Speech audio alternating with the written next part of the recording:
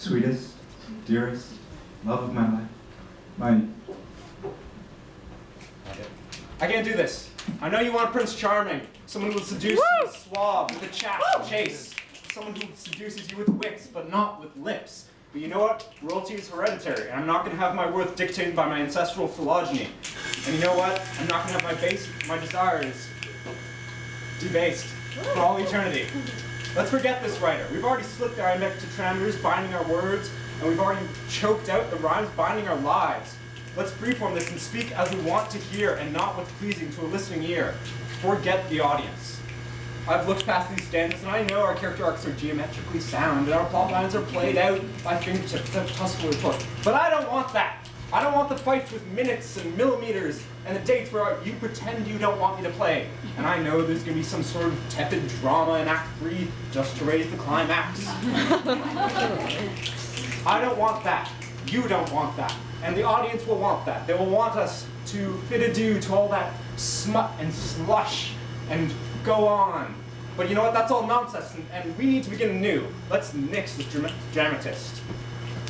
Given his choice of protagonist, I'd say he's not the height of manliness. So I'll hold his arms, and you can get the garrote, and we're all set. Consider it a first date, a renewal of vows made for us by others, for our mouths. Sounds pretty good to me. He fed us pride and prejudice, but we have no austere grace, and we may be dining inside of Tiffany's, but there's blood diamonds behind that case. And although these references seem to draw from contemporary literature, I want to make these mine and not the product of some hack trying to make a dime. And so I'm going to say, there can be only one when you feel bad about lovers spun. And I'm going to reference Cthulhu without you thinking that I'm trying to bless you. That's a thing. Even if you're not up to snuff with my illusions, know that they're for you, hun, and not the product of some crackpot's imagination. And I'm not going to love you for your poise, for your calculated awkward noises, and for your makeover and physical physique after that choice. I'm going to love you for the reasons that are real. I'm going to love you for the facts and the data that add up to you respecting yourself, even if your father won't. And that smile that comes out when we talk about horses, or corsets, or kaiju, or Kafka, that's what I want. I want to hold the hand that strangle a controller without mercy when I'm beating you in a race with Mario and Luigi.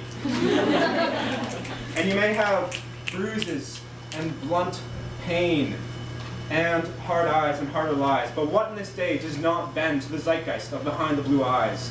So let's sniff out allegories and unroot them. Feel for the subtle tempo of a syllable count and stomp it out.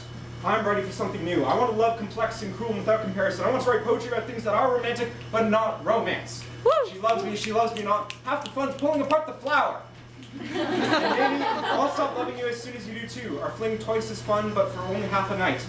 Maybe a mutual attraction is something that doesn't give me any satisfaction. With an infatuation only fun with a bit of rum, might half and done. Perhaps this fornication just gets more and more dull with each rerun.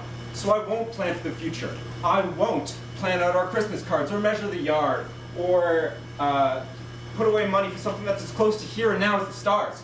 I want the future sneak up on me, to sneak in like a bugger in the night, to snick all away our fears and our discretions until all that is left is us pair together in a barren room with this morning's light. And I know that these are just words, and it's just two people right here, but aren't you just dying to edit out that bastard, become the writer of your own life, and pull an all-nighter with music, proud and rain, loud and light, golden? Because if that's not the case, then I think I need to do some exploring for a new Paramore fling.